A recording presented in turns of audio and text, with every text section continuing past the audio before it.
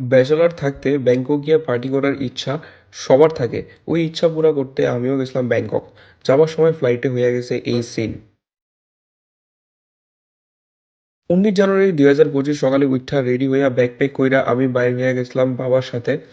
বাবা আমারে ড্রপ কইরা দিছিল স্ট্যান্ডে। তারপর গাড়িতে উইঠা রওনা হইলাম আগরতলার উদ্দেশ্যে। 1 ঘন্টার মধ্যে গাড়িটা আমরারে আগরতলা পৌঁছায় দিছিল। গাড়ি থেকে নাইমাই বটতলা থেকে একটা অটো নিয়ে আমি পৌঁছা গেলাম এয়ারপোর্ট। এয়ারপোর্ট আয়া আমরা খুবই খুশি। এই ভাইটাও আমার সাথে যাইতেছে ব্যাংকক। এয়ারপোর্টে প্রথমে কিছু সিনেমেটিক শট নিয়ে নিছিলাম।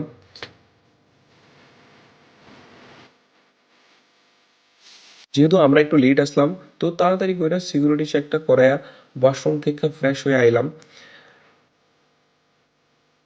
এখন চলো দেখাই কে কে যাইতেছে আমরার সাথে। এই হয়েছে ফার্স্ট পার্সন জয়দীপ, সেকেন্ড হয়েছে সত্য, আর থার্ড হয়েছে বিট্টুদা। আরো একজন আছে যে এখনো আয়া পড়ছে না, আইলে তোমরা দেখাবো। এখন আমরা যাইতেছি আমরা বোর্ডিং গেটের সামনে।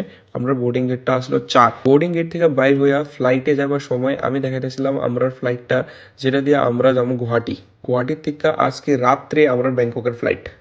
আজকে আমরা যাইতেছি বোয়িং 737 ম্যাক্স দিয়া, যেটা অপারেট করে আকাশা এয়ার। হ্যাঁ, পড়লাম ফ্লাইটের মধ্যে। যদিও আমি এই ফ্লাইটে আরো অনেক ট্রাভেল করছিলাম। আমার সাথে বয়ে গেছিল আমার বন্ধু প্রসেনজিৎ, যে আসলো 4 পার্সন এই ট্রিপের। তো টোটাল হইছি আমরা 5 জন। আমি নিয়েছিলাম উইন্ডো সিটটা, একটু ভালোভাবে ভিডিও রেকর্ডটা করা যায়। এই হইলো আমরা নিউলি কনস্ট্রাক্টেড আগরতলা এয়ারপোর্ট।